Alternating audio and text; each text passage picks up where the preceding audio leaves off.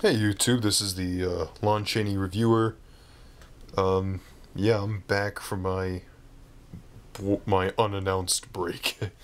I really apologize for not having posted a video since the dawn of time, but I don't know, I've just been incredibly busy with applying to schools and all that kind of stuff. But anyway, so yeah, that video that I recently posted, the Macomber project, that's just English project, just you know it's whatever it is. I mean, I didn't, you know, it's just there. Um, yeah, so yeah, I'm gonna just talk about what I've done the last couple months. I've watched, I've done the AMC Best Picture Showcase for the first time, and I went to both events, and that was a lot of fun. I had a lot of fun. I had some nice conversations with people there about the films, and it was just great seeing some of the films, whether I liked them or not. Like, I didn't like Tree of Life, but I could say I saw it there, I had a memory of it. Um, this is just really unscripted, guys, so I'm just going off the top of my head what I've been doing. What else have I done? Oh my god. Well, I saw Hugh Jackman in concert in his Back on Broadway concert back in November. So that was pretty cool seeing him live. He's he's a great entertainer. He's not really a master of one specific thing. He's just good in individual areas, and he's like almost like a Swiss Army knife for entertainment. Um, what else? Oh, I've saw The Artist. I've seen it 6 times. I just love that movie. I'm gonna do a review on an official review on The Artist eventually, but I just love that film. I mean, it's such a great movie, in my opinion. You can agree or disagree with me on that point, and you know, I guess I'll make the theme. That's the theme of this video, talking about what truly is Best Picture. You see, for a lot of people, a Best Picture movie would be something like a Casablanca, or Godfather, or Forrest Gump, a Titanic, something like that. And, sometimes it isn't. Now, it really depends on what your perception of Best Picture is, because, there are very varying degrees on Best Picture.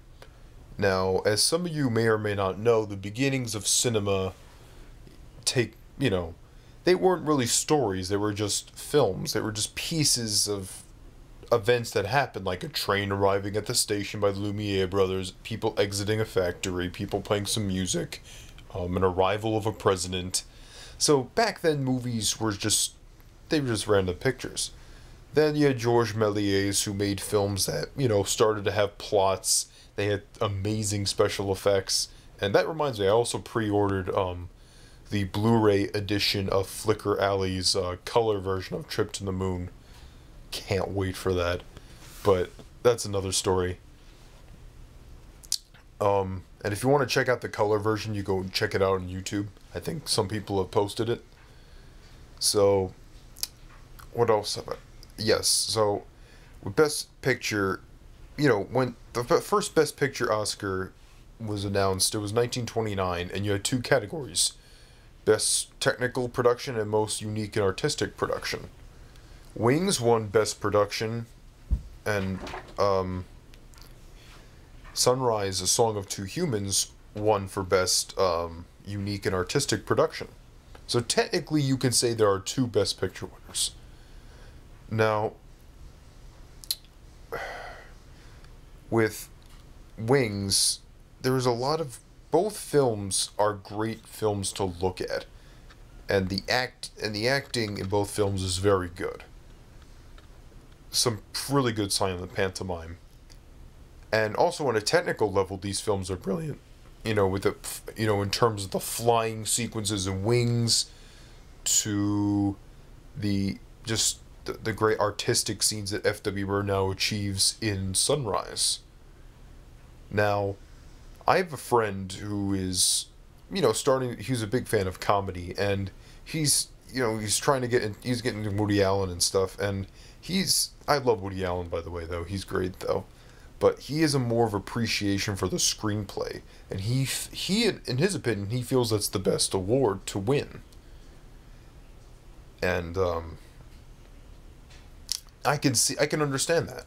It really depends on your viewpoint, because sometimes whatever film has the best screenplay, for some people, that's the best film. And to be nominated or even win the Oscar for that is such a privilege. Now, for Best Picture, it says Best Picture or Best Motion Picture. That's it. It doesn't mean Best Sound Picture or Best Dialogue Picture or Best Drama, Best Comedy. It's just Best Picture. It's very, very vague, that category. Best Picture is too broad. I think, I don't know. I mean, can you put up a list of the best films of the year? You could. But I also, at the same time, I don't think you should have, like, 10 or 9 nominees. Even 8's too many. Maybe 6 or 7's good, and then, like, 5 is just, the least. Because the 6 or, having the new rule with the Academy, it allows more films to get in, but at the same time, it kind of diminishes the honor of being a Best Picture nominee. But anyway, so what does constitute for Best Picture? Now, the people in the Academy are not always mainstream audience viewers, meaning they're not the people who go out to see something like The Hangover 2 or Transformers or Harry Potter. There were a lot of people I heard, all over the internet saying, oh, this Harry Potter should be nominated for Best Picture because look at the franchise. The franchise has grossed several $billions. And this is they for the most part they're pretty consistently good. I'm not a fan of them personally, but I could see the appeal, and they're very I guess they look very well done. So, that's all I can say about that. But Harry Potter didn't win for anything this year. Yeah, there's some films that are just lesser entertainment, but who's to say that, I mean, you have people in the Academy who are probably more towards maybe the quote-unquote more tasteful productions. Probably something like Tree of Life, or like War Horse, or Hugo, or The Artist. Where most people I know have not seen The Artist. And a good portion of people I've heard have seen The Artist say, okay, it's good. Or I've also heard the opposite and say, it's too simple, too cliched. Or it's a silent movie, I don't like it.